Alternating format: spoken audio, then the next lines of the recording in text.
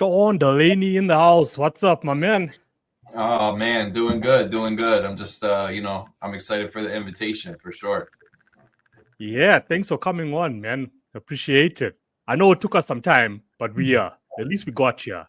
Kicking off the Yeah, year as well. I've been watching your show. It's really great. I love the feedback that you're giving to other artists. I think it's very helpful for sure, especially for 2025, where music is at these days. Yeah, which is very unpredictable at the moment for a Exactly. lot of independent artists out there. But I mean, that's why there's guys like you, out there doing your thing and educating independent artists, on what's the next step to actually take. But yeah, it's a pleasure to have you on. I'm going to share a story with you before we get Okay. started. So, like the Sure. first time I came across you, right? So, you know, like anyone would do. So, I like put your name into Google, and then I check like a British actor popped up, and I'm like, Yep. okay, yeah, Sean Delaney, British actor, and he's quite popular. I'm like, okay, why would an actor want to be on the podcast? I'm like, okay, maybe it's because I've expanded the podcast. Like I no longer concentrate on just like the music industry. I've expanded now where I've actually got authors coming on. So like I'm branching out into different types of creators out there. So maybe that's why, because being an actor is a form of creativity. But as I started Absolutely. looking deep, I'm like, nah, this is not the dude.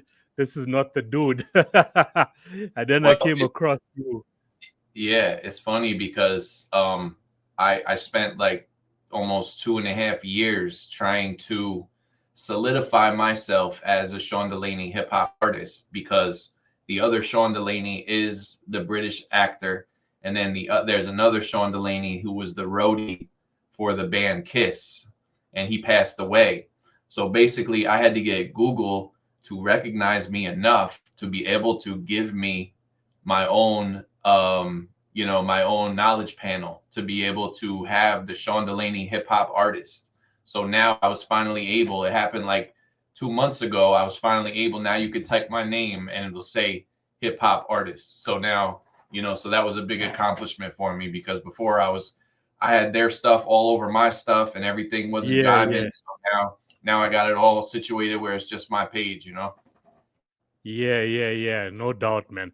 I mean, it's quite an accomplishment once you get like Google Verify, when your proper, That's details right. and work actually does, uh, Yeah, pop up. Just give me a second. I'm having a sure.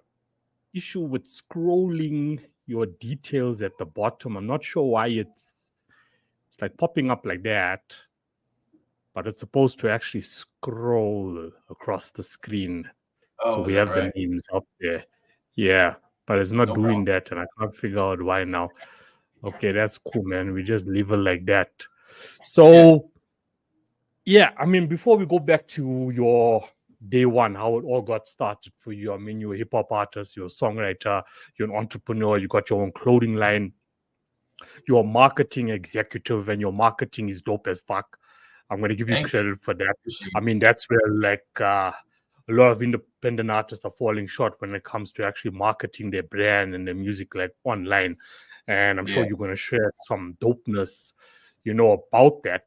But there's another label like I would love to give you. And I've actually been labeled that in certain circles, being like an activist for independent artists, especially independent artists' mental health. That's how I Hmm. actually started off, with the podcast, concentrating on the psychology of an independent artist in this day and age and what they go through. And, then I was privileged enough to be a co host on another podcast, which is talking back to suicide.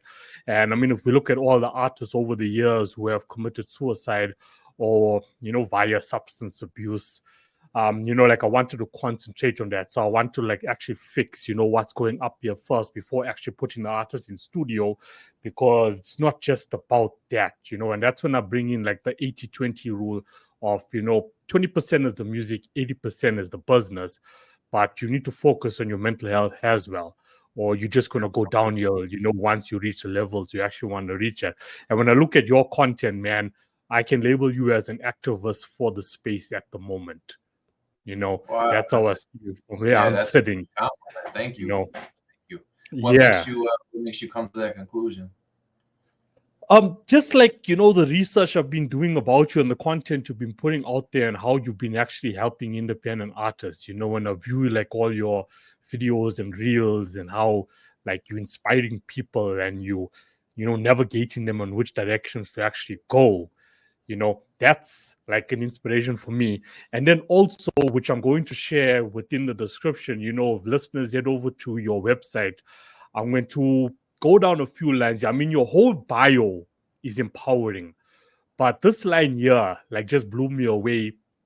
And I quote, "This is not just about music, it's a declaration of independence, a refusal to conform to the norms that stifle artistic expression." Like, yeah, that's it Thanks. right Thanks. there. You know what I mean? Yeah. There's it Yeah. right there. And how you conclude your bio: "My mission is a call to arms for the lyrical revolution, a celebration of individuality." Like, I love that. I love That's that. right. That is why. I mean, that's like the nail on the coffin when I can say, like, you are an activist within the independent music space at the moment. Like, you should be in Congress. You should be in Congress at the moment, fighting Wow. for independent artists and fighting I for can't tell you artists how to much get it paid means to me fairly. to hear you That's say where I'm that. coming from. Yeah, thank you so much. That's huge. I mean, geez. I never had somebody call me an activist before, but I do definitely go out of my way to try to help other artists and to try to get them to understand, the individuality aspect of it, because my clothing company is all about being dedicated to who you are as a person. So if you're sincerely dedicated, then you are dedicated to whatever it is that you do in life, and that's what makes you, that's what gives you that persona to be who you are. You know what I mean? Yeah, yeah, yeah. I saw you were freezing for a bit there, but it's cool. We have still got everything that you did say. So, I Okay. mean, we can start at day one. How did it all start off for you? Like, that's where I love to start, with any of the guests that actually come onto the podcast, because I want to eliminate this illusion that many people have out there that it came easy for guys like yourself. And we both know it didn't. It took a Yeah. lot of hard work. It took a lot of like, consistency, Right. to get to where you are at the moment. So, we can start at day one, man, where it all started out for you. Well, I guess I would say that it started out in school writing poetry, and then coming to the idea that my city where I was growing up turned into a hip hop haven almost when B and Pac was doing their thing, and Dr. Dre and Snoop were coming out in 1993, and my city just ate up the hip hop scene, and that's when I started to turn the poetry into rap music. You know what I mean? Yeah, yeah, yeah. So, like, at what age did you actually, like, get going? I would say around 12, I started.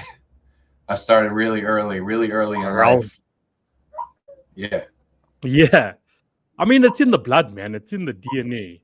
Some absolutely. people, it takes them quite some time to actually realize that it's in the DNA.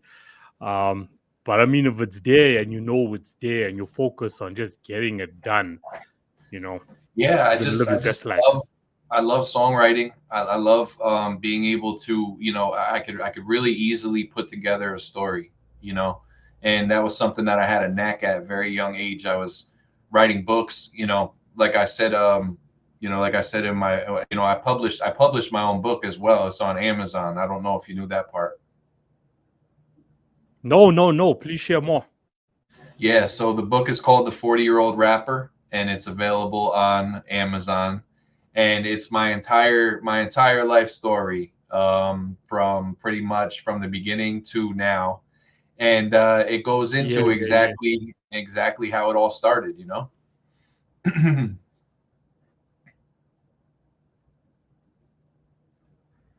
Yeah.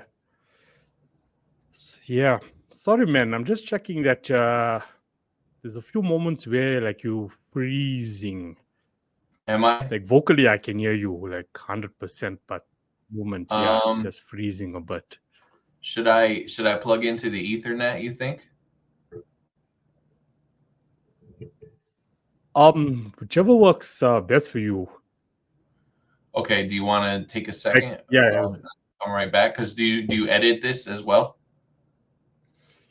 yeah. Try my best at certain points. The podcast is released. Like, I focus on Spotify the most. That's my home ground. When it comes to video and audio. Yeah. Um, but yeah, like you see now, like now it's perfect. It's only Now when it's you perfect. start going like into depth of a conversation Huh. or what you need to say, yeah, that it freezes. But I mean, we work with what we have. We work with Okay. what we All right. have. Well, we'll continue. We'll Yeah, we work. continue to try. So yeah. So like I was saying, I wrote my own book, The 40-Year-Old Rapper, and it's all about my life from the beginning to what it is now. And it's really a story of resilience, of Yeah, not being not giving up in the midst of all types of adversity from the early 90s all the way till now. So it's a really cool story because it goes back and it brings people back to a day, a different time in life when the 80s and the 90s were something. These kids today, they don't have any idea about how it actually was to live in that time, and I actually yeah, do. So I always carry that with me. Even my tattoo, I have Ninja Turtles and Ghostbusters right here. You know what I mean? So yeah, like, yeah, yeah, yeah, yeah, so as far yeah, as yeah, the 80s and stuff like that is something that I carry with me, and I feel like the music in the 80s was just hot, man. It was hot, and I ended up really falling in love with that music as well. Same type of vibe, and it talks about the failures that I had, and it talks about the triumphs, and it talks about just everything that it takes to really just make sure that you just never give up no matter what anybody says, really. yeah. That's a book. I mean, many artists should actually read. No, Hmm. no doubt about it. It was a different era. I mean, I grew up listening to Tupac. Like Death Row Records, like was that was like my thing. Oh yeah. Like I was like, you love like put all these guys. No matter what the controversies were like around Suge Knight and so on, but the music that was coming out in that era, like 100% agree with you when you compare it versus 2024 hip hop music that's getting released these days. Um, Yeah. it's a different it's a different vibe. There's no meaning behind it, but that's where you come in now Right. because you've also mentioned that your mandate or one of your mandates at least is to bring that soul back into hip hop again. Yeah, the So do you want to meaning like is elaborate so like on that? important. Yeah, the meaning is so important, and it's like it's gotten away from people. The lyricism in music has gotten away from people. Now it's just like, okay, if the beat is hot, they're gonna go ahead and bop their head to it. But as far as Yeah, let me rewind that and see what he actually said, that's the thing. That's what the Eminems of the world and everybody used to be able to do. But as the attention span got smaller, and almost like our brains got smaller almost in the day and age, for people to just not be able to focus enough on what people are talking about. I mean, like it seems like Kendrick Lamar is actually bringing that back and stuff like that. There's a lot of different artists that are when the lyrics are the key and the vocal point of the focal point of the actual song. But there's nothing wrong with a song being able to just bop to as well. There's nothing wrong with a song that's just an instrumental, even if it's just an instrumental. Like I was just talking about how I'm listening to 90s and 2000 EDM trance music again because some of that music, it just makes your head just goes crazy. You just bop your head and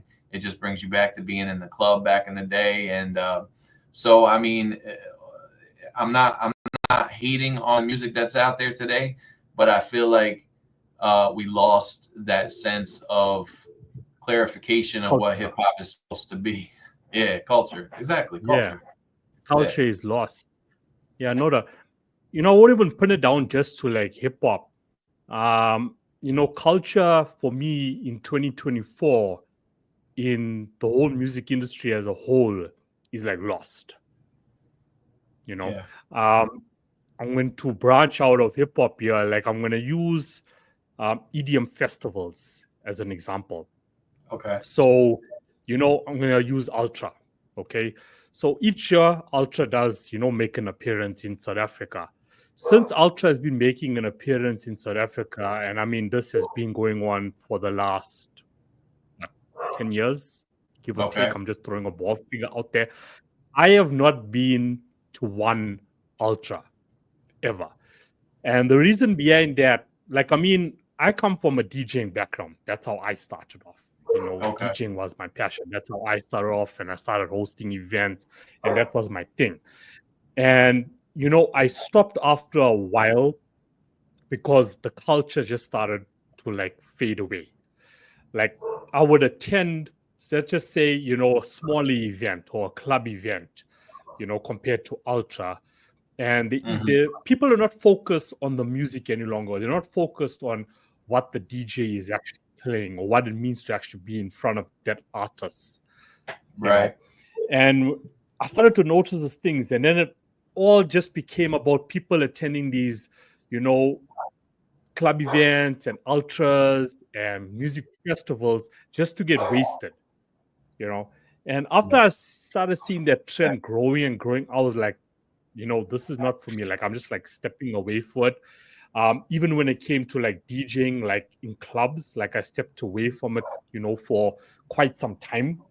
Hmm. And because for me, there was just no culture anymore. People didn't know what it meant anymore. They didn't know what the meaning of music meant anymore. Yeah. And that was quite sad for me and depressing. So, I'm Hmm. glad, there's still guys like us out there, that are still pushing the culture, you know.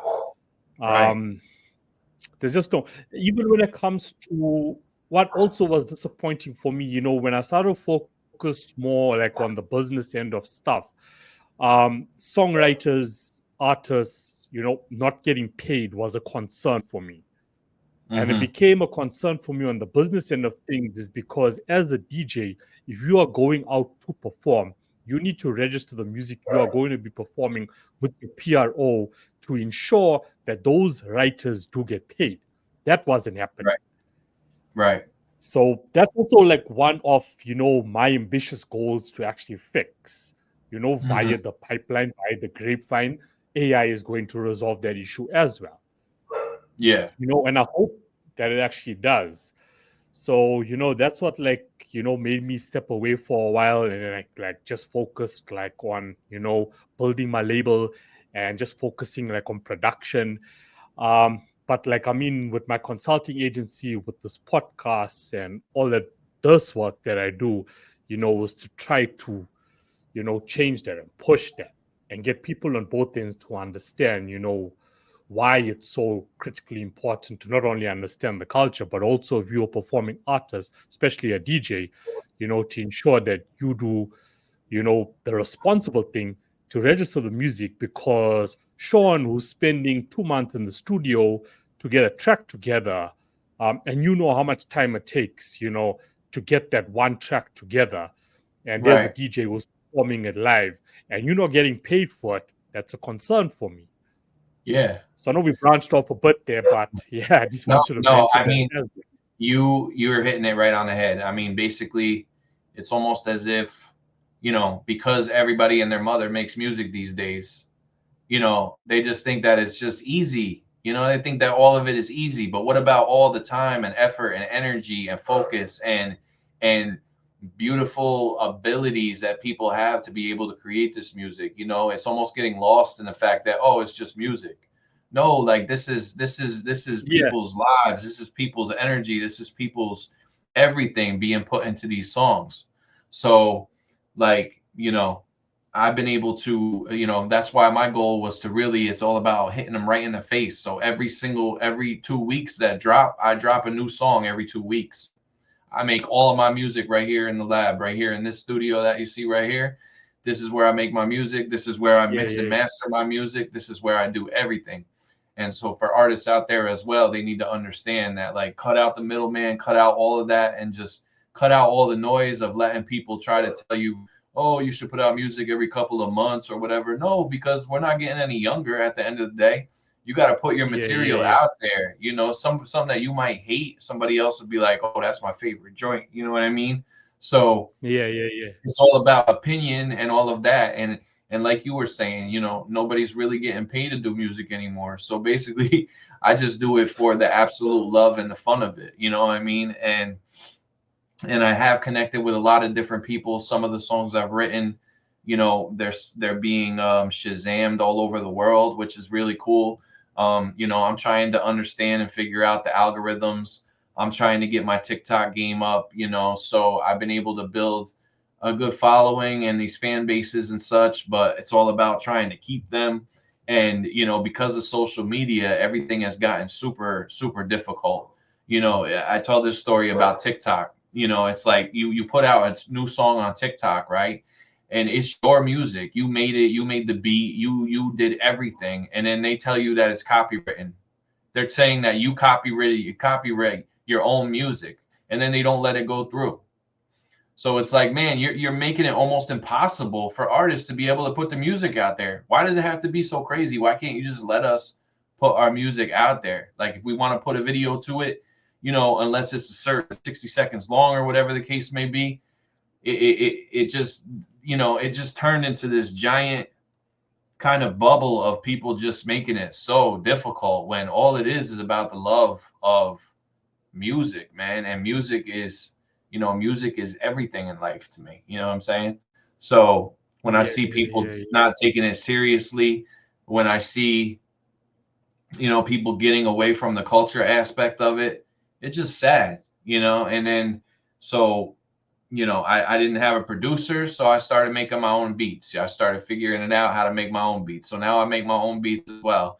And now I'm hooked up with the Beat Promoters Radio, who is basically they got this game changing you know, thing for artists out there if they want to um they want to have access to over 15,000 instrumentals from 500 producers from all over the world. They could just pay they pay a subscription fee instead of any upfront costs, and they're able to put their music out there to the world. So I'm building with these producers. I'm building with all different types of different characters in the music industry to try and create something where it just makes more sense for us. You know what I'm saying? Yeah, yeah, yeah. No, 100%. You know, things are so much more easier accessible, you know. Yeah, In 20, yeah, I was about to say 2024, but in this yeah. day and age, let's just leave it Oh at yeah. that. Things are so much more accessible You can in make a this day song and in age. 30 seconds. You know, it doesn't mean that it's gonna sound. Yeah, Don't mean that yeah. it's gonna And I sound mean, good. And now we have AI, that AI can create, you know, yeah. create your own song that you didn't even write. So it's like, damn, you really, you know, artists really, really got it rough right now. 100%. Nah, And that's the that's thing, man. that's They're gonna. another reason why I started my clothing business because, you know, and I started my clothing business in 2008. We were established 2008. Even then, I saw that like, oh, okay, it's not going to be that easy to make money with the music if I'm going to go independent. So that's why I started Sincerely Dedicated, because I needed some stream of income to be able to market myself and do these things. And like it Yeah, started with a little mom and pop shop, and then it just grew into, you know, we're doing very well. We work with all types of businesses all over the country. We work with the military, um, and then on top of that, I have my nice. own brand. You know, we have sneakers, t-shirts, hoodies. Everything I wear is branded every single day. You know, we got jewelry that we create, and now we're getting ready to put out a perfume. You know what I mean? So like we're not putting any stops out there. And really, that's what it's all about. You just have to be able to find multiple streams of income if you're going to be an artist, because you got to be able to pay for your marketing. You got to be able to pay for how you're going to do your music videos. You got to be able to pay for you know, the next social media buzz that comes out or whatever that you want to be a part of. So when these artists have no money and they're trying to do it, it's like, you know, forget about it. It's not going to happen. You know what I'm saying? So you really want to create yourself that's why I have Rock Your Weird Entertainment. You know what I mean? Okay, I don't need to be signed to a label. I'll build my own label. So I got my own people that work with me and that create Rock Your Weird Entertainment. You know what I mean? So just create everything on your own, and then show people like, boom, this is me. I'm a one man army. This is what I do. And that's kind of like Yeah, what my premise is as an artist and an yeah. entrepreneur I in mean, general. two things like I can say based on what you said so far. When it comes to releasing your music, 100%, there's no perfect moment. Once a track is done, you need to push it out and you need to have it in the market. Stop waiting for some perfect moment because there's never going to be a perfect moment. Push Right. that music out and let the audience decide. Um, the other thing that you said about diversifying your income, I mean, we're all preaching like the same language here, you know what I mean? And artists don't want to put in that effort. And that's a common issue that I'm also facing, like in South Africa. I mean, I focus on the lower and middle class who don't have the required, resources to actually, get their careers started. So I attempt to assist Right. them with that. Mm-hmm. With the partners like I do have locally and of course internationally as well. And I mean, we do the best we can. We get the job done.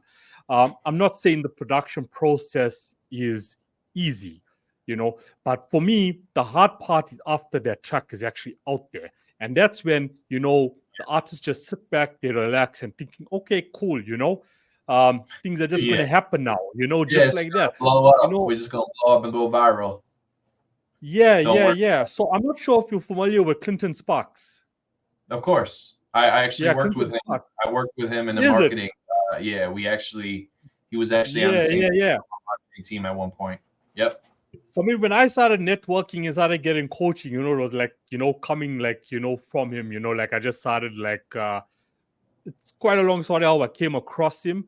And then like I Yep. just like started, getting like his online coaching, got his book. But I mean that man like transformed my entire mindset, And Wow. one of the things he said is, that people think, okay, that okay, once the track is done, all you're doing is you're taking it and you're putting it into the biggest music warehouses of the world. Your Right. Spotify, your Apple, YouTube. You still Mm. need to get people there, you know Yeah. that's what comes next. You still need to get people there. Spotify is going to take your track, they're going to put it on shelf A, wherever. You still need to get people there. I That's right. mean, the amount of tracks that Spotify is uploading on a daily basis is increasing. Okay, Yeah, I I'm just believe. talking about like Spotify alone. So you still Is need to it get about people there. 160,000 a day? You know what I'm saying? No, I'm saying. So how are people Something going to like that. find your music? You know what I mean? If you're not actually Yeah. going to do exactly what you have done and Yeah. actually diversify, you not only diversified your income, but you strategically using all your other forms of The income, like your pieces. Yeah. merchandise, for example, to get people to your music. Right. They're You know, puzzle pieces. You need to have the exactly. puzzle pieces that fit the one puzzle. And some people have said Yeah, to me that, some of slightly of negative downfall is that I have my hand in too many cookie jars, right? But in all actuality, I see it as you got Rocky Weird Entertainment, you got the clothing. Now I have my radio station that's out right now for independent artists. That's another thing that we could talk about. And then I have I built all of my websites on my own. So we have that aspect, the social media, then the marketing, so it's almost like it starts at a base and then there's these sub trees that are attached to it, and that's really what you need to do. And some people are like, oh, you yeah, just need to focus on one. It's either music or clothing. Otherwise, everything's just going to be, smaller. But at the end of the day, I feel like when it's finally time for that pitcher to overflow and literally everything just come to a head with everything that I've done to finally reap the full benefits of my labor, then I'll know that I kept everything intact and the Sean Delaney brand stayed the Sean Delaney brand. You know what I mean? Nobody tried to take me for nothing. I've already dealt with all of the managers and all of these people trying to tell me that they're going to change my life for years. And I used to be extremely gullible to the whole thing. I would say, I go home, tell my parents or my wife or whatever, oh my God, we're going to do it. I'm going to be a millionaire tomorrow, blah, blah, blah, but it is the craziest grind ever. So as long as you're having fun with it, that's really what's going to keep you going. Once it stops being fun, that's when it's like music just turns into like another job that you just don't want nothing to do with, you know? Yeah, man, you have to be passionate about what you're doing. Um, you know, like Absolutely. also, That's huge. like the podcast branching out now into authors, like the end product is different. For us it'll be music, for them it's a book, for you it's both. you know, but the challenges are the same. The challenges are the same. And any writer out there, any writer I've interviewed on the podcast till date will tell you, like, if you don't have passion for it, you might as well just stop now.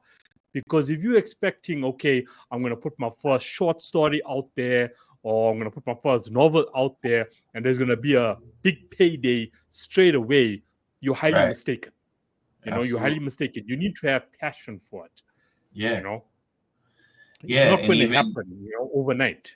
And even putting your music on these different platforms.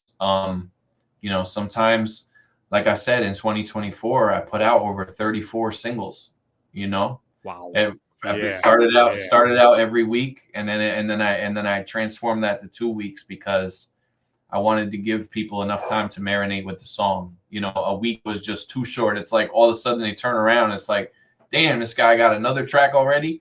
So I figured 2 weeks, but I know that 2 weeks is still fast. But at the end of the day, I'm now seeing the traction and the momentum on Spotify. I'm now seeing the algorithmic playlists finally starting to pick up on my music. I'm now seeing when I wasn't before, I'm now seeing that people have my music in their library. You know what I mean? That they're actually listening to me, making me a relevant person on there. So now when I put out music, it's just starting to accumulate a little bit. And then I throw my little marketing tactics in there and gain the traction necessary and pretty much, continue to just stay ahead of the trends, because I know how big AI is right now. So damn well this new EDM song that I just made with my boy M Arsonist. Shout out to M Arsonist, the producer on that track. This song is really, really fire. Um, I'm gonna make an AI video. You know what I mean? And I could go on a website and pay somebody for it, or I could just like, all right, let me invest my little bread here and let me do it myself and let me have fun trying to figure out AI because within 6 months or even I don't know, 6 months to a year or whatever, the jobs and all that stuff, AI is slowly going to start taking over all of it. So Yeah. if you're not up on AI now, you need to get on it because these young bucks behind me and all that, they're figuring it out and they're all going to be rich. You know what I mean? And I don't want to miss out on that opportunity as well. 100%. Well said, man. I mean, I've always said, keep a 50-50 balance. Like, you can still push out organic music, you know, do organic storytelling, but don't like just be like so ignorant to say, no, man, I don't want to be involved with AI because I just want to focus on organic music. Nothing is stopping you from doing that. But also, get your fingers, get dirty with AI, check what's happening, test out different platforms, you know Exactly. Utilize because those I mean tools. it's going to play a huge role in the future of the whole music business. Right. Yeah, so when You I know, was writing my book, you know what I mean, and I needed a little help with some wording, and I wanted to sound a bit more like an author, as for my first book. Of course, yeah, I yeah, tapped yeah, into Chat GPT, and I'm like, listen, yeah, I want to figure out how to do this, da da da. Next thing they're teaching me how to talk like an author, and really, yeah, I think that's yeah, where the love for the book is coming from because they're like, damn, you wrote this? I'm like, I wrote every word of it. You know what I mean? And yeah, with a little bit of help from AI, I was able to really create something powerful. I created my life story in the way that I wanted to see it. Like if it was the same thing as a Menace to Society movie, Boys in the Hood, Juice, whatever the case may be, something like that, just a story. But of course, mine doesn't have a tragic ending. I'm still here, still doing what I do. But I go back with those movies for sure. Um, yeah, and now we have AI on the phone. You know what I mean? I yeah, even started a business. It ended up tanking, but it was a great lesson because it was what we were doing was augmented reality. So basically, I could take my phone and I could scan you, right? And then you would come up. It would come up of all your stuff, right? It would, so that's what it was. Or I scan a bottle of water and I would get the commercial for the bottle of water come up on my phone. But you'd have to download the app, and we were sinking money into it, and we were flying here to talk to these people and this and that. Like, this was a big deal. And then realize when it comes time to see if we can continue to redevelop this, we realize how far AI had come. And it's like, damn, like, we're going to get squashed. You know what I'm saying? Like, there's no reason to continue this business because AI is now on my phone. So it's like, forget it. Augmented reality is dead and AI is taking over. So it just goes to show, like, we thought we had something there, but the technology, you got to keep up with it. You know what I mean? And I think No, as an definitely. artist, as a musician, as an entrepreneur, you need to be intact with all that stuff because, AI is we're going to have robots in our living room very soon. You know what I'm saying? Yeah, yeah, Yeah, yeah, telling them yeah. to make coffee and make our beds and shit. No, I mean, it's all about just being responsible when it comes, to the topic of AI and how you actually use it. Like, That's right. there's a huge difference. Like, I blog, right? There's a huge difference between going on to chat GPT and saying, please type out a blog for me about the music industry Yeah, versus actually typing out your thoughts on, your aspect of some it sort and of get it. subject. Yeah, Exactly. one is they're saying, ChatGPT, please can you edit this for me? And there's Yeah, authors, well-established authors that are doing the same thing. So there's a big exactly. difference there. Major There's a big difference. difference there. There's If you go plagiarism out to and then there's, yeah, yeah. I mean, if you go out to market and you release a song and you telling people, nah, this was all me. I wrote the lyrics, I composed the beat, I was the songwriter. You know, yeah, how far is that really going to get you?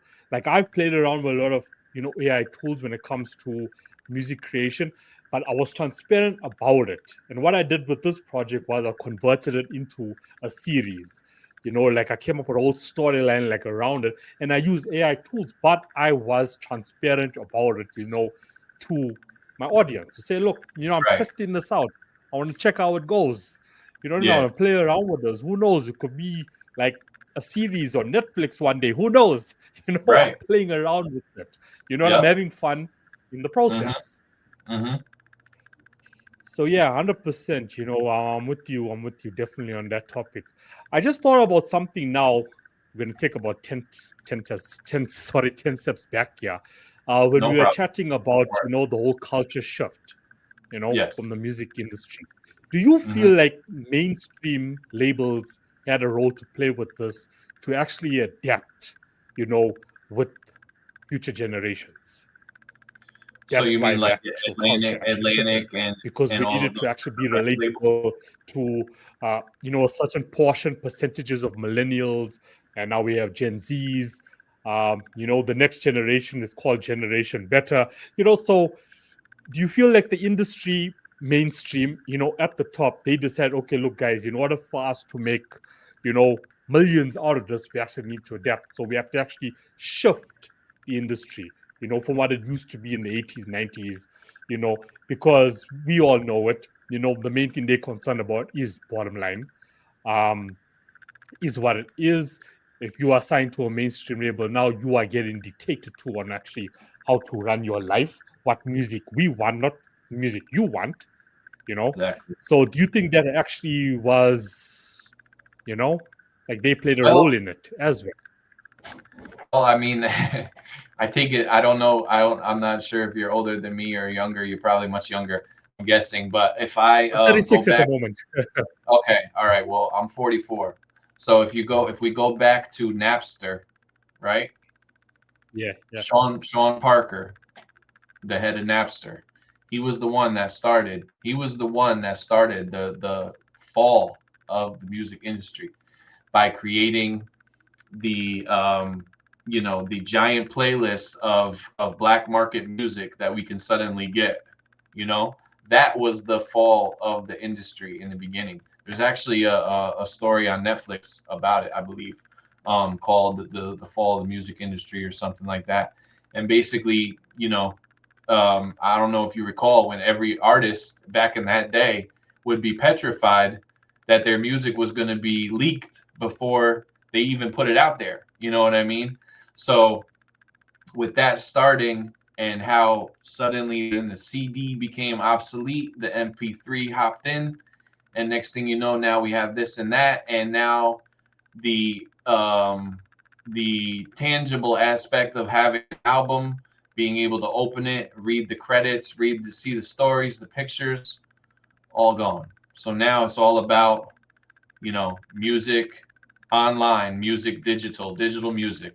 So now the industry had to try and formulate a plan to fix that, and really they just couldn't. And then as it continued to become more digital, the record labels just, and then people realized that the record labels were basically just kind of taking you for everything you had, you know what I mean? Yeah. And they would put you on the shelf, and they would just make you seem like, like, oh, okay, like I own this guy. Like if I don't want to put his music out there, I'm not putting it out there.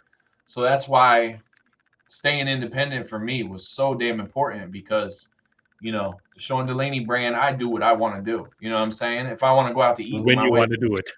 instead of having to do something else, I'm gonna go do it. You know what I mean? And nobody gonna call me on the phone and be like, "Yeah, you can't do that right now." You know what I mean? It's like, no, I have a life to live, and that's why it's so important to have that balance.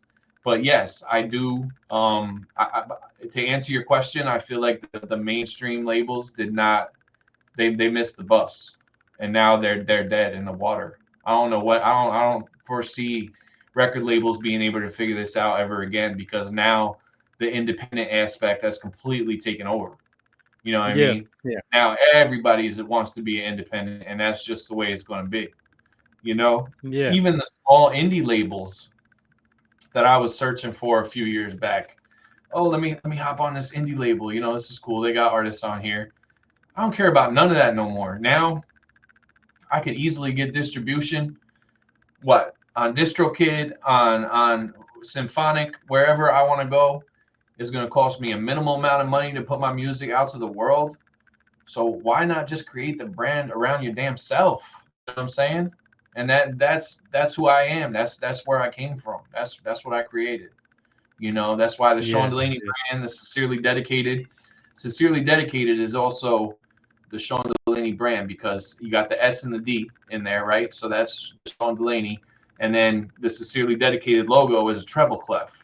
It's flipped. When you flip a treble clef, you can see a cursive SD. And that's the Sincerely Dedicated brand. So when you flip my music, you get the clothing. And so everything has been branded around everything about me, my message, my life, everything like that. So in the long version of an answer for you, that would be mine. Now, but thanks for sharing your thoughts. Now, I just popped up on my head because, I mean, mainstream labels have been very influential, throughout the years. Of course. So, at the end of the day, it's not about the music for them, it's about bottom line. I mean, one thing which I also noticed over the years is how hip hop and R&B artists, more R&B artists, would collaborate, with DJs. And my opinion on it and why they were actually doing it is because that was the only way they could get their music and their brand out to like a larger audience, because On DJs their were own, always right? touring. It was just like a good business move for Rihanna Mhm. to say, no, I'm going to collaborate with Calvin Harris on a track. He's always touring, he's always in clubs. It's going to build my brand. And Yeah, it worked. It does makes sense. work. Yep. Yeah, yeah. So that was also one of, like, I mean, I'm not saying, R&B artists don't tour and so on, but I mean, using the example of Rihanna and Calvin Harris, I mean, the last time Rihanna released an album or music in general was in 2016. She hasn't released music till then. But then Hmm. you'll have, a DJ like Calvin Harris who's still, touring and he's always playing. So her music is still getting played out there. So for me, it was like, when I looked at it, I'm like, this is a good business move. It's a brilliant business move. Absolutely. But If yeah. I get if I So get Diplo to pick up one of my tracks and put it, that would be a real good business yeah, I move. mean, that's it. That's it. 100%. Yeah, like remix the track, whatever it may be, convert it into an EDM track, and boom, push it out to market. You Exactly. know, it works. It Because does then it's going to work. play in all the It's a good clubs all business. over the world, and that's what changes the whole premise of your song. You know. Yeah. So yeah, that was a good move for any actor. You can still do it in this day and age. You can still do it in this day and age. Like And I have a yeah, question for you about mixtapes. You remember mixtapes?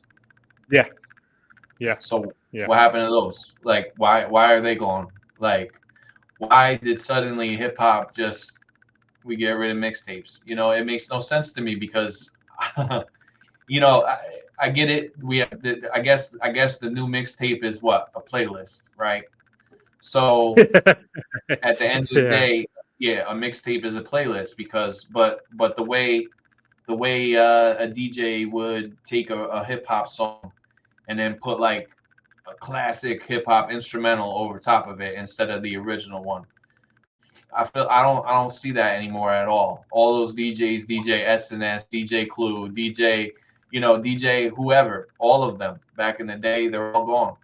Even the reggae mixtapes that I used to love listening to, oh my God, they were fire. And I feel like all of that again, that's the culture that we lost. I just wish somebody that had the influence, because I don't have the full influence to do it for the world, but somebody who had the influence for the world to do it should try to bring this stuff back. And if anybody could do it, I guess it would be Kendrick Lamar, because he's speaking to the globe right now, with his music. He's the biggest thing out right now, there's no doubt, as far as hip hop. And Drake, of course. Yeah.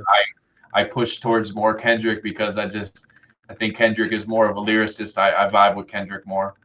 But Yeah. I just feel like again the culture's getting lost. Yeah, it's changed. I mean, I also saw on your profile that, and you already mentioned his name, within the podcast already, Eminem. So I was Oh also man. a huge Eminem fan growing up. Okay. Uh-huh. Um, and I mean, after I would say the Eminem show, I like Hmm. started to lose interest. Like, I mean, okay, yeah, there were still, few good singles that were coming out, Yeah. but he like just like hit like a complete U-turn when it came to, his brand. Yeah. And I just like lost interest. Like after the Eminem show, like I just lost interest in his music. Like when Monster came out, with Rihanna, like I was digging it and so on, but it Yeah. wasn't like the Eminem I grew up listening to, Exactly. you know.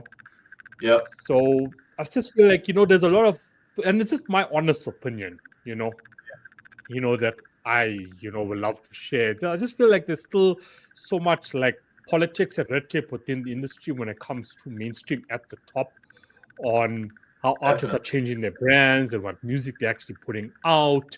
Hmm. I mean, and okay, Dr. Dre and Snoop Dogg, are coming together and they're doing some dope stuff again, like releasing their own beverage as well, gin and juice, you know, Yeah. doing And they stuff just came like out with that. an Oh, that's album. quite dope. That's cool. I know, okay, Eminem and 50 Cent, word out is that they coming together to release the album together. Right. But let's see how that actually goes, But big Well, I mean, change, huge change. You just got Redman who dropped a new album. Muddy Waters too. So the fact that Redman has a new album, you can see all of the original hip hop artists that we grew up listening to. The Redmans, the Exhibits, the LL Cool J even dropped one. You know what I mean? So we're talking about these cats. These are icons that are literally putting out music to try and save the culture, is what it feels like to me. You know what I mean? Yeah. Because it's all I about don't think we're lyrics. It's completely. all about, yeah, it's all about that old school hip hop feel. So for me, I don't try to do the old school hip hop feel anymore.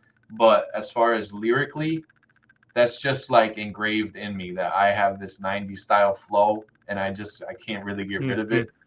But I do try Yeah, to I yeah. do try to contort my vocals to be able to be modernized with today's hip hop, you know. Yeah. No, I definitely get that vibe in your music when I do listen to it. I Yeah, definitely, it's there, and it's organic, it's real, and you're telling your story. So, for sure. like, while we're still on a topic, about like your music, fusion wave. Okay. Fusion wave. Oof. You come up with fusion wave. You want to share like about that? Yeah, of course. You know, one of the major influences was my father growing up listening to classic rock in the house, you know. So I grew up with Led Zeppelin. I grew up a huge Beatles fan. I grew up Pink Floyd was that was my shit. When I first saw the Wall, I was blown away by that movie.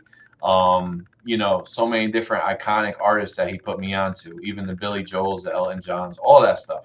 So when I was able, when we actually had tape players, I would try and make these mixtapes and things like that. I would be doing all sorts of crazy stuff to try and, actually tweak both genres together. And then at one point, I did create something called the Wonder Years, where it's a complete mashup of, Led Zeppelin with me rapping over it, Beatles with me rapping over it, Flash Gordon from Queen. I would just rap over everything that was old school. I would try to create the instrumental aspect of it, and it was almost like that Linkin Park mashup with Jay-Z. It was very similar to Yeah, that. yeah, Very similar to that, but I was taking Beatles songs. I was taking everything, all of the old shit and creating it as the Wonder Years. And it was very popular. It was a long time ago. And then I made Wonder Years 2, where I had some features and stuff like that, and it was all about mixing those genres. So fusion wave is pretty much any type, because I'm not just a hip hop artist. I was also in a rock band, a couple rock bands. I was in two, and we were doing some big things as a band called Metaverse. And so it's all about fusing all the different genres together. And even a lot of my different singles, some of them, I am singing, you know what I mean? And I did try to get that going or whatever. And I did put this out. Some of it does have, like the new one I just put out. That sounds it's very EDM, you know what I mean? It's got an EDM vibe. But I used to be in the clubs in Hartford, Connecticut, back in the day when I was taking my e-pills and all this crazy shit, where I was vibing and going crazy back in the day when I was younger. And so EDM is like something that like bump, bump, bump, bump. That shit bumps in my heart basically. So when I heard this beat and I wanted to jump on it, it is a contrast because I definitely come at it as a hip hop, with the hip hop flow. But at the end of the day, I think both of them jive together. And I think this is what fusion wave is. It's just like not conforming to one genre, but multiple genres, being able to create your own new style of music. I had to think about it. What is this new style of music I'm creating? Because when I ended up coming back to making music, I took a hiatus, and then my young daughter, she's 8 years old, and she's like, "Daddy, why aren't you making music anymore?" And she's like, "Why don't we start doing some TikToks?" And then that's when kind of I started really getting back into it, and that's when I wrote the Delaney album. And the Delaney album is you could check it out on Bandcamp. It's on there for free. And that's there's a lot. It's the fusion wave is alive and well in that album. You could see a lot of different shit that I'm doing on there. But then as I grew over the year of 2024, and I mean 2023 and 2024, I really started to now I'm really in tune with who I am as an artist and really really in tune with what I'm doing. And that's why I would like to tell artists as well to continue to do it on your own and make those mistakes and continue to just keep pushing and pushing yourself to whatever boundary, until you're ready to pop, you know what I'm saying? Because if you figure all that out, then you really find out who you are as an artist and who you are as a person at the end of the day as well. yeah. Self-awareness, Right, self-awareness. right. Many artists don't know who they really are. You know, that's like Yeah. actually one of the first exercises I do with any artist that comes to me is I give them this 3-page questionnaire to fill out. Mm, And my man, you'll be surprised about the answers that actually pop up. People don't know who they are yet, and they're not So giving before they themselves the get on your time, the podcast, they have to patience, or fill the that out. sorry. So before they get on your podcast, they have to fill that out. No. So like it's over a year now that I started a consulting agency for independent artists.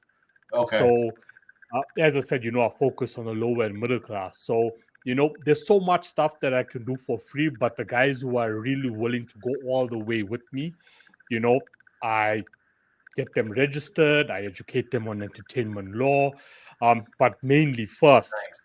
the psychology behind it, because a lot of these guys are coming in with a lot of trauma, and I don't want that trauma to affect them down the line. So if they're willing to go all the way to the end, and this is what they're going to do for the rest of their life, and they're going to give it their all no matter what, Yeah. and they reach that level, and for example they performing in countries all around the world one day, I don't want that trauma that's stuck in the subconscious mind to come back and be the downfall of their career. So I first focus on getting rid of that, because there's all of us have some form of trauma that we have been carrying, either from childhood, from teenage years, especially That's if right. you're a hip hop artist and Oh yeah. your lyrics are organic and you got a story to tell about your life. Yeah. There's trauma. So I attempt to just get rid of that trauma, even if I spend like a month on it, using my methods. Nice. um and once that's done, and like you in a more peaceful, happy state of mind, then let's jump into studio. you know then you're going to be like more relaxed and more happier about the entire process. And Yeah. why The I way. actually started off with that myself is because I know what I went through. I know what I had to do for myself psychologically in order for me to be on this podcast today. If I Gotcha. never fixed that trauma first in my life, take 20 steps back, and start rebuilding again, and fixing that trauma first, focusing on myself, spending Yeah. time with myself, being alone, reflecting, meditating, doing like a lot of writing as well, then I wouldn't have been able to find growth, you know, and find Gotcha. happiness in the process, no matter how taunting it can be, in the independent space, especially financially, as an artist or as an independent labor. So like, Absolutely. I'm like, okay, cool. You know what? My my my goal here, as an activist, is to like, give back to independent artists. Is okay, let's sort that out first. Let's focus on that first, so you have a happier future. But back to the questionnaire. So I start off with the questionnaire, like focused on self-awareness. Who are you? And people can't answer that question.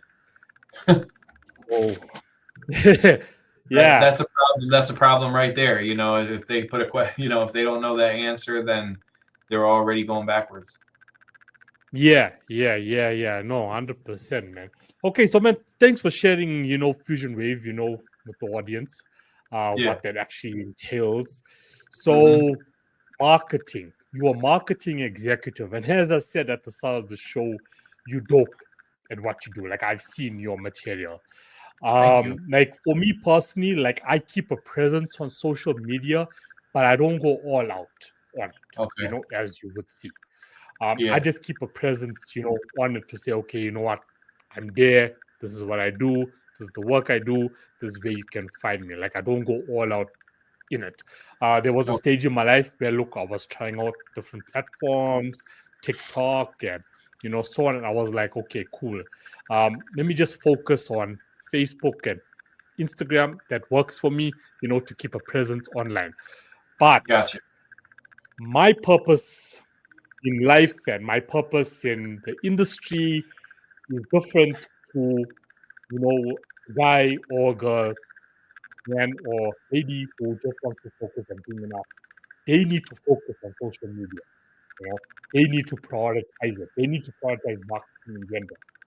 So you do it well. So what can you share like about that? Because a lot of the guys are getting stuck when it comes to content creation. What should my content be about? Um, okay, I posted a reel. It's gotten like 2 views. I'm giving up. whatever, not doing this again, not realizing, it comes back to consistency, as you were saying about your music. The Yeah, more you were releasing music on Spotify, or the algorithmic playlist to gotta pick the music and then show it to a wider yeah. audience. What Oh can you yeah. say about that when it comes to the marketing side of being an independent artist, in this day and Well, age? there is one word that comes to mind. One word, and I'm sure you're gonna understand it. You know exactly what it is. Consistency. Consistency. You have to be consistent. You have to, the algorithm. If you take a break and be like, "Yo, I'm just gonna take a couple weeks off," the algorithm is not gonna wait for you. The algorithm is not gonna wait for you. I'm telling you, the algorithm is actually gonna be mad at you when you come back and try to get your shit out there. The algorithm is gonna be Yeah. like, "Yeah, you bounced already. We're not gonna give you the Yeah. opportunity now. You're gonna have to build and earn that opportunity again." And the algorithm is ruthless. Like I see it as this evil general that just like takes over musicians. This shit's crazy. The algorithm is crazy. So if you don't understand the algorithm, you're already losing the battle. So I would do your research on the algorithm and understand each social media algorithm, how each one of them works, and try to play ball with it. You know what I mean? Try to figure out exactly okay, how much do I have to invest in order to get this algorithm to work with me without going broke? You know what I mean? Try to simplify your process, but at the same time, also everything that you're doing, make sure you understand the terminology of what's going on behind it. If you're not watching YouTube videos, I mean, it took me watching 8, 9 months of YouTube videos of Pro Tools to be able to finally use Pro Tools myself because I'm like, damn, Pro Tools is crazy. Like I'm never gonna be able to pay all these studio people to get in the studio and get these hot masters and mixes. Well, guess what? Once I got on YouTube and understood exactly, oh, okay, I can have this plugin and this plugin. Oh, and this plugin does mastering in one shot. What? So let me grab this. You know what I'm saying? So it's like one of the major things is consistency and to simplify your process. Try not to get too caught up in everything because it will definitely consume you, you know. Yeah. And I would Yeah. Yeah. say, I would also say to understand that there's going to be haters. You're going to have people saying that you're the worst thing ever that dropped. Trust me, you will deal with people really hating on your shit heavy. Like people when I made that Eminem remake, I don't know if you heard that yet. My Name Is, I did the remake to that. And what a cool song because that was me going at Gen Z. I was bashing Gen Z. So if you listen Yeah. to that, it's good. But there were people saying, "Bro, you're not Eminem, you're Skittles, you're this and that." And it's like, okay, yeah, go ahead and hate, but at the end of the day, just understand and that hate is a form of love at the same time because if they're not hating on you, then you're not doing what's right because you're dealing with a whole world of opinions, and not everybody, even my wife is going to say, "Damn, that song, I hate it." But when I put it on the radio, they're going to be like, "Ooh, that's my jam." You know what I mean? And that's your own person right there telling you that she doesn't like the song. So it just means that opinions are like assholes. Everybody got one. I used that in a line before. You know what I'm saying? And it's like you have to understand that not everybody's gonna love your music, not everybody's gonna hate it. Mm. So whatever you put out there, you have to have passion within yourself that you think the song is dope. Um, Yeah. Yeah. You and need as to far actually believe in your music. You need to believe in it. Yeah, you have to have belief in yourself. Other, if you don't believe it and everybody's sitting there hating on you, it could really turn into something dark. Even, you'd be like, Yeah. Yeah. I'm not making music anymore. I'm done. Fuck everybody. Basically, I'm not doing this no more. And so you have to have the willpower to continue. Even after all the adversity I faced, and even after realizing that, okay, I'm going into this much older than all these cats. You know what I'm saying? But what I had to do was I had to figure out how to use my age as a weapon instead of a hindrance. And that's what I did. That's why I started attacking Gen Z and letting them know, like, you guys are fucking ruining the game with all this bullshit and all this, and just kind of let Yeah, them have yeah, it. yeah. You know what I'm saying? Speaking your Um, truth. yeah, speaking the truth. And at the end of the day, as far as marketing goes, try to spend your money extremely wisely, because you can easily put $150 a month into something where you think you're getting what you're supposed to be getting, but at the end of the day, just understand that there's so many scams out there that you could be taken for a ride within 5 seconds, and next thing you know, you've got 1,000 comments on your new YouTube video, but guess what? They're not real. And what you just bought you just bought a bunch of bullshit. So now you're in Yeah, real big yeah. trouble. You know what I'm saying? So spend your money wisely, understand what you're spending it on, and make sure that you do your research on everything that you're spending your money on. And then create a team around you so you don't have to do everything on your own. And that's kind of how, you can market yourself and start to build something that really kind of makes sense for who you are as an artist. Yeah.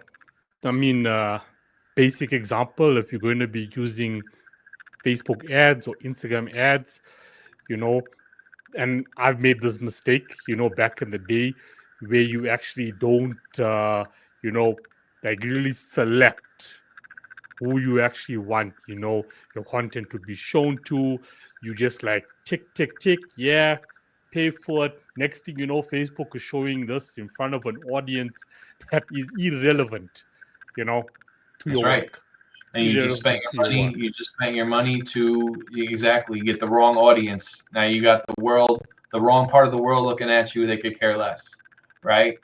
And then just like Yeah, Facebook ads, Facebook is oh my god, I've never seen something so difficult to try and spend your money to try to get these ads to work. So if you don't understand all the lingo that's going on in that brain center of Meta Insight Center and all of those things, if you don't understand how to do ads, then just go on YouTube and type in Facebook ads for beginners. You know what I'm saying? You're going to get over 150 videos of people talking about exactly how to do it.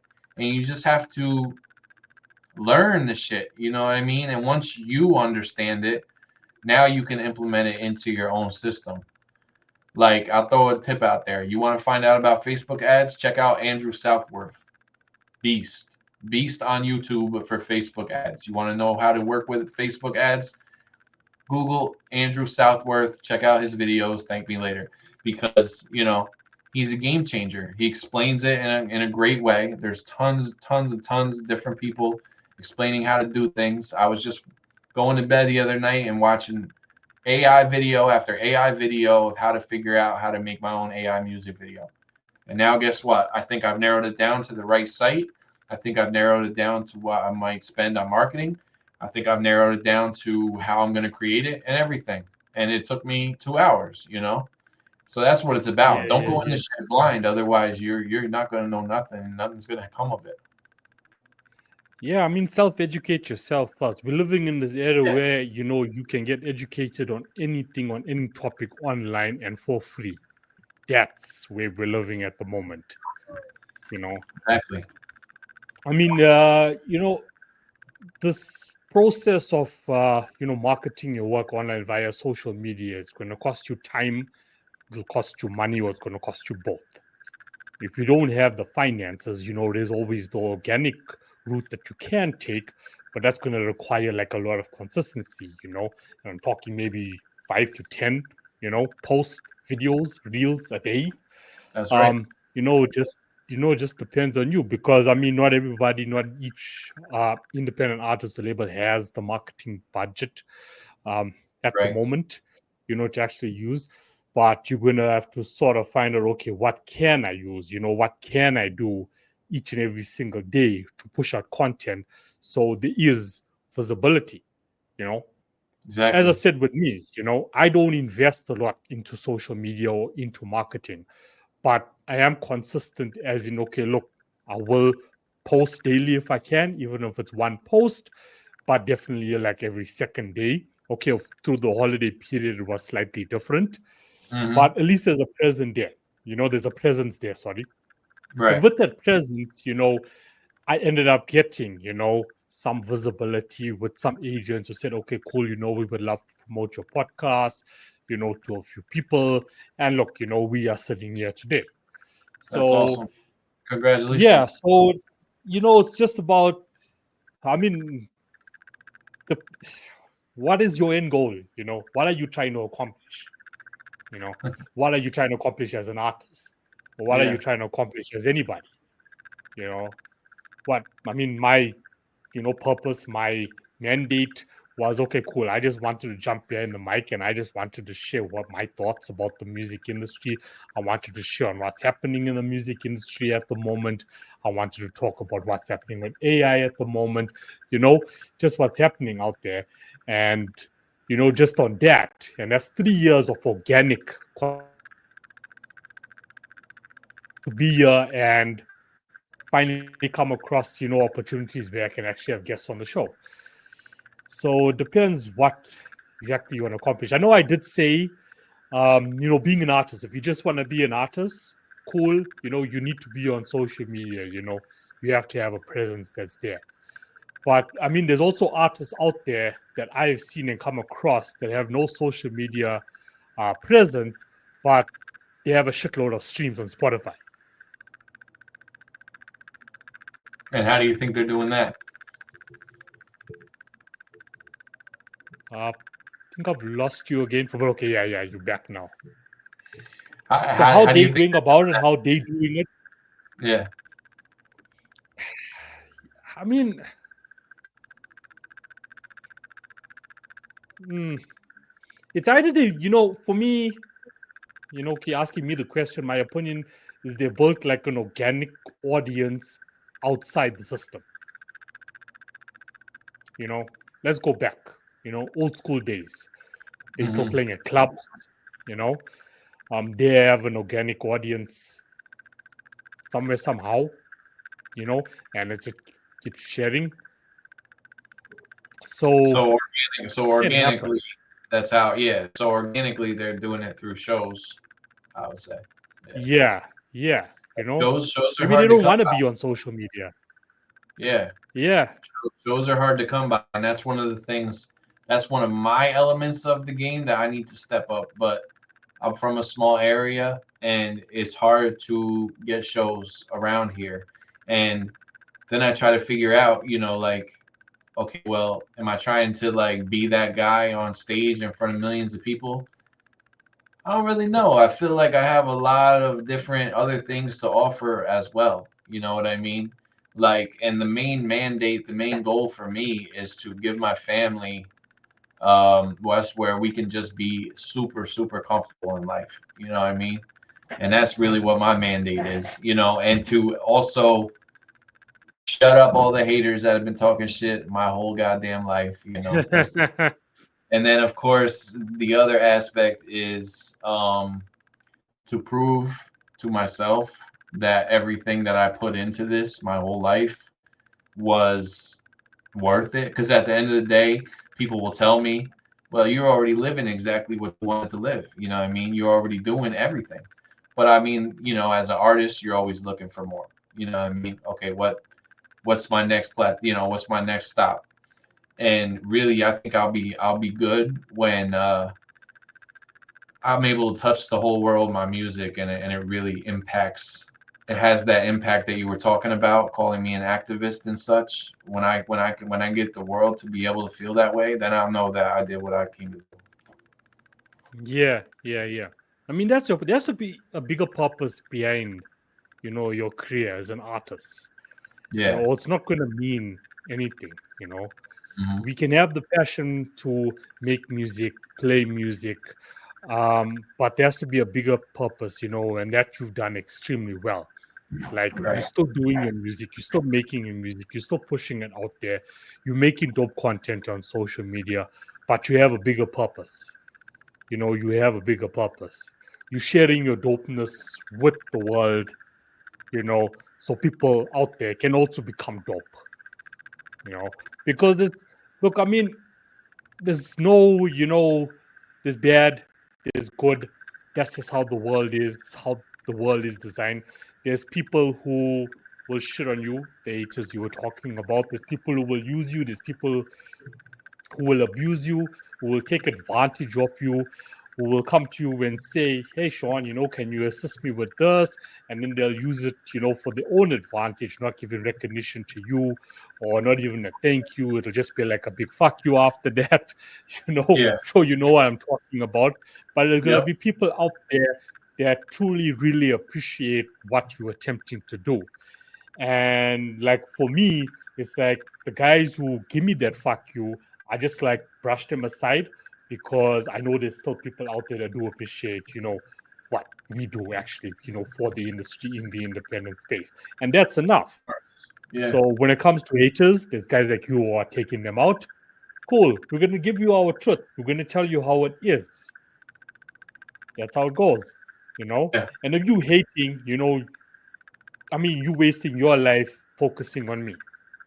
Right. I'm taking up, my life, my time, my space focusing on me. Exactly. So, yeah. So, that's it, man. That's it. Yeah. So, Yeah. You use the hate to fuel your fire. Really. You know. I always use it as fuel for the fire. Throw that in there and put that on my next song. You know what I mean? So like the next yeah. song I got, the next song, it's almost like I almost have a line in almost every song that says "fuck the haters."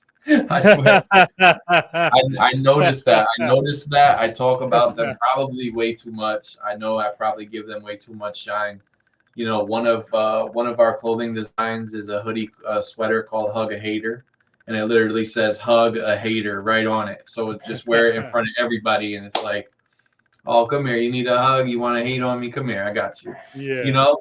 So like, it just really, it's just really been a big premise of everything, and even the new song I just, because literally I write right in the car. I write literally everywhere. So like.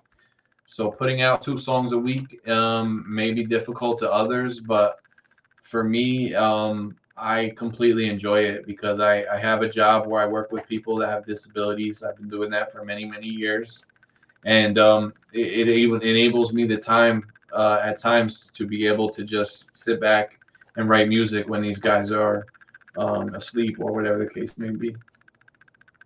Yeah. Yeah. Yeah. So I'm just always writing, always. Yeah. You have to Never get it out of your head, man. Never stop writing. Never stop writing. That's another piece of advice. Never stop writing. If you want to be an artist, don't just think that you're just gonna come up with shit on a whim. I almost feel like I could probably teach a course to these young artists on how to write music. I really probably could do that, but there would just be something extra where it'd be like, damn, how can I find time to do that too? You know what I mean? I don't know how I'd find the time because I'm already doing so much shit. Yeah, that's the thing, man. That's the thing. It sort of becomes overwhelming, I'm sure. Yeah, When on there's top so of being many a people father and a husband and having to be at all the recitals and this and that and literally everything. So, and family at the end of the day is absolutely number one. So, Yeah, no, 100%. yeah. So, and basically, I do it all for them at the end of the day. But And you I do still have. accomplish so much, you know. Yeah, yeah, Yeah. To the listeners out there, and there's a lot of them. There's a lot of them out there. We have all these petty excuses that I don't have enough time yet. I don't have a family. Um, I don't want to I'm hear. in no form of relationship, but I don't have the time, because I got a job. Okay, it's 8 to 5, 9 to 5. I come home tired. I don't have the time to, sit down and educate myself or work on the next track and so on. It's all just That's excuses, excuses. you know. Excuses. Yep. All That's just it. excuses. Like Yep. if you really want it and you really want to get it done, and if it's something you're really passionate about, you're going to make the time. Or just remain like a hobby musicianist and continue with life, you know, Right. and wake up with regrets 10, 20 years from now. Exactly. Yeah. Put it put it all out there. Give the world everything that you got and see where it takes you. That's my motto. 100%. Word. Okay, Sean. So, one more question I can ask you, before you leave. Okay. So by 2030, where do you see the music industry? And what by when? 2030? 2030. Woo. Next 5 years, where do you see, your honest opinion, where do you see the music industry? Man, that is a great question. Um, with the technology right now, everything is already digital. So it's almost as if, are the record labels like going to be online? Like, is it going to be? This is really tough because we're so far advanced right now. I don't know where it could possibly go. All I'm saying is, I think that there'll be more independence than ever. You know what I mean? I think that everybody will be independent, and AI will be able to create their own label, brand, everything. But that's already here now. So I Yeah. don't really. That's why that question is so difficult. What would your answer be? I'd love to know. I'd love to For know me, I because guess it I depends don't which have an answer. component, we're actually talking about. I'm with you on the independent space growing. Hmm. Um, I mean, I haven't really, gone into the latest figures, but the last time I did check, which was late last year, like the music economy at the moment, independent is sitting at like 72% of the entire industry. So I also feel that number is going to grow. Okay. I also feel financially, if we see what's going on at Spotify at the moment, with top executives selling shares every second month, they know what's coming. So when I answer this question, I'm looking like globally now, economically plus financially, with where technology is going. I feel AI and blockchain is going to be like in sync with each other. I feel that if artists play their cards right and stay informed about where technology is going, and educate themselves, like even if you started from zero, I feel like it's still early. Hmm. I feel like artists are going to be getting paid in real time, if you're consistent enough to keep up with your brand, such as yourself, over the next 5 years, you'll be paid, in real time. There's going to be like a lot of red tape that's going to be removed. Hmm. I don't think we're going to be getting paid 0.0000 per stream. Yeah. Yeah. I There's going to do. be more control. I mean, Yeah. artists are already building their own communities at the moment, and getting paid directly Right. from their audience. I see that Right. growing a lot more in the years to come. Yeah, so I mean, to sum it up, there's going to be more control. AI is going to be a huge influence in that. As you said, it's already here. Anybody sitting home now can become an artist. It just depends now on not just being an artist, but just like yourself again, building a brand, That's and right. growing that brand into many avenues as you possibly can over the next 5 years, or you're just going to become redundant. You're going to be like irrelevant. Yeah. I do think I feel like, the more. artists who love to perform, getting online now and performing online, doing live shows, not just, throughout the COVID period. And after that, there were live concerts again. If we look at Hmm. what's happening with virtual reality at the moment, if you haven't started like getting comfortable with being online as an artist, Yeah. performing in front of a camera, in front of your YouTube audience or Facebook audience, or going live, I feel that you need to start getting comfortable with that. It's going to be a huge role in the future.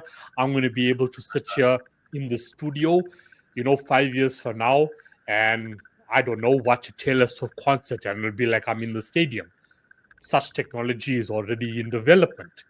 Right. So, getting um, familiar with that. I So yeah, agree. I agree with all of that for that's my sure. thoughts on it. To sum it up, more self-control, a lot of red tape. If we look at the mainstream labels, they are still going to be around, but mainstream labels are not signing artists any longer, um, Right. and that's just going to like decrease. They're holding on to the 1% they do have, Yeah. for the moment. They're Hmm. investing on both ends.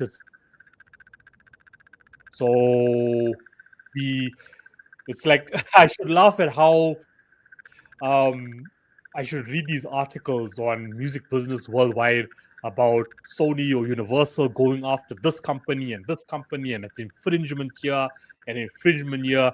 And then you watch, like some underground YouTube videos about how documents were leaked about how labels are actually investing on both ends. They're investing in AI, they just not telling you that. But we're also going to invest in platforms. I know Universal Music has invested in a platform, I can't recall the name, where it actually picks up when AI music is used. So if a sample or any copyright that belongs to you is actually used in that, you're going to automatically be paid. That's why I brought blockchain into the whole picture here for the future, because I feel that's going to be like, direct real-time payments to creators. That's awesome. Yeah, that's That my would be fun. that's my. But Yeah, it starts now. Yeah. Your answer was awesome. It starts now for the art. Mm-hmm. I agree. I think that Yeah, my answer will probably be different. Oh, sorry, you were saying. Oh, yeah, no, I think that you hit it on the head.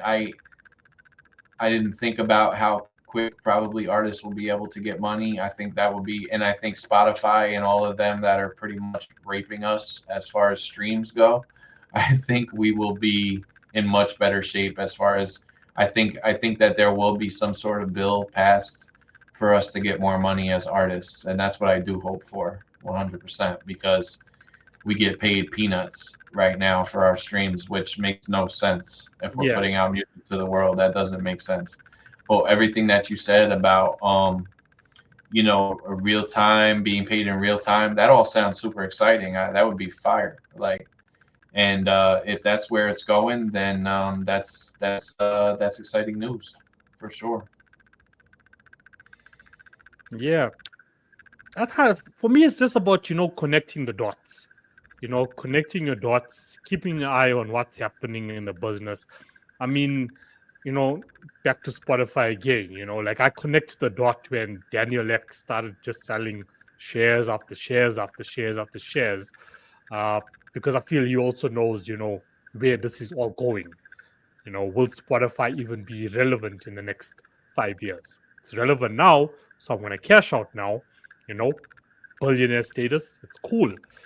Hmm. Um, so who knows? Who knows what's going to happen? Right now, all I'm doing is I'm just gathering as much information as I possibly can, and just connecting the dots. And you know, next year, who knows? Could have like a different answer on top of that answer. Right. But I feel it'll be an exciting future for artists who are just consistent from now. It's still early, and just stay informed. Back to the 80-20 rule that I apply in my life: 80% business, 20% music. Don't lose focus on what's happening with the industry. Keep self-educating yourself, keep learning. I mean, there's news platforms that you can sign up for. I mentioned one of them here, Music Business Worldwide. A lot of credibility there. Keep your eye, on what's happening. So okay, where should I go with this? What moves should I make? Where should I put my music? There's a new platform that I'm also going to mention. It's called Tune.fm. So it's a Web3 platform. Artists should also stay focused on Web3, from now. So I mean, it's new. It's new. I feel like it can be like the Spotify of the future in Web3. I mean, it has its own digital token linked to it already. It's just launched. Of course, with these new platforms, there's going to be hiccups, from a development point of view. Of But course. as I look into it and do research on it and see where it's listed and so on when it comes to Web3 now, I see it, being a huge influencer in the future. When it Nice. comes to, what we talk about, direct payments and so on. So, yeah, I mean, just to sum up that, I just see more control for artists, but the work starts from now. Yeah, The work does that's start from awesome. now. Yeah. That sounds very promising for our future. So yeah, man, Sean. I mean, thanks for taking the time. I know we went like 30 minutes over, Yeah, normal average time. Yeah. yeah, I could But talk to you all day, bro. I mean, there's a lot to talk about when it comes to the industry. You know what I'm saying? For sure. There's a lot to talk about. Every day there's a new topic popping up. Sure. And Um, you're very schooled with everything. So a lot of people, I'm sure that's why your podcast is so successful because you're preaching the gospel to these people who need to listen up, and to need yeah, to understand and get the advice necessary to be able to build their careers in a good place. people are listening, but they're not hearing. Yeah, That's the issue. exactly. You know, that's the issue. It's That's like a they're good way to listening to it. Like I get guys saying, Kino, we listened to, one of the episodes and was like, we learned a lot from it and what the guest was saying and, what you guys were talking about. But they go back home and they don't implement it, put it. and that's the issue. That's the You have to problem. go home and implement it. Yeah. Like I can go out in front of an audience of 100 people and I can preach. I mean, what, 10% is going to go home and actually do something with the notes they were writing down? Yeah. Same thing as a You know business what I card. mean? I give 100 business cards out. How many are going in the garbage? Yeah, exactly. So it's all about implementation. I mean, to the artists out there, to all listening, you're not going to take the action. No one is going to do it for you. That's right. That's a hard reality. No one is going to do it for you. If you still fantasizing and daydreaming about getting this fancy 360 record label deal, not going to happen. Yeah. Not going to happen. We dropped like 50 gems on them for them to be able, if they listen to this, like you could literally build a career by listening to this podcast. Yeah. And That's we literally gave them every rule of thumb necessary to do it. yeah. And this is still like easier, like a bit to how we actually started educating ourselves. You know what I mean? It wasn't like this, you know. Right. Like as I said, back to like with Clinton Sparks, I was like interacting with Rick Barker, the ex-manager for Taylor Swift. So he's actually like, in the educational space now, educating independent artists about social media marketing. So I came across him, and then once you join one workshop, then hey, there's a guy here. Then you start checking what this guy has to talk about. Then that guy pointed me and it ended up in a Clinton Sparks direction. And from there, it was just like, yo, what's Mm, going on here? You know, and nice. it was like network, educate, and you know, Yep. that's how it is, and that's why you and I are not talking to each other. But you see, I know. people don't want to do that. They don't want to take up that time. I mean, look at the time zones, for example. Okay, so South Africa is ahead. So if there's a workshop that's starting, for example, now, hypothetically speaking, at 8 p.m. in New York, with a Okay. major influencer in the music industry, and I sign up for the workshop, people in South Africa will be like, or artists in South Africa, like, nah, it's too late. Dude, I was waking up at 1 a.m. in the morning for a workshop, because I'm 6 or 7 hours ahead. Mm, It's starting at 6 p.m. in the States, 6 p.m. really? in the States. I'm waking up at 2 a.m. in the morning so I can attend this workshop to listen to what this dude has to say. Right. You know what I Because mean? you got, yeah, Because I don't want to you be left behind. exactly. You're putting in the work that it needs. You're putting in the effort, and that's what artists. A lot of these artists are they're so damn lazy, bro. They don't want to put in the effort. You know what I mean? If you don't put in the effort, you're not getting shit out of it. Yeah. Even with me, I may be tired of doing so many different things at once, but at the end of the day, never ever stop it. It just keep the wheels grinding until something pops off, because it only takes one song. It only takes one song to change your life. It only takes one moment to change your life. You know what I mean? So depending on what Mhm. that moment is, you don't know what it is. Only God knows what it is. So you just keep putting it out there, and if you believe in it, that moment will come. Amen. Thank you. Thank you. That is Word. an awesome, dope way to conclude the show. I agree. No Yeah, doubt. Sean, man. Keep doing Word. what you're doing, brother. I Yeah. respect you, respect your work, love it. And just keep at it, man. Keep You at it. too. You too. And I'd love to, I'm gonna check out more shows and just to get tuned in more about everything that you're doing. And I appreciate the opportunity a lot. Nah, Anybody same here, man. anybody I that's got looking for gratitude, me, man. go to SeanDelaneyOfficial.com, and that's pretty much all you need to do. Everything is on there. Perfect. Cool. I will share that, and I'll also share your Instagram profile as well. Those are the two Okay, links, awesome. I'll put you in the description. Yeah, but thanks, brother. Thank you, man. Appreciate it. All right. Have an awesome day ahead. Word. Keep killing it, man. All right. Take care, brother. Hey, cool, man. Peace.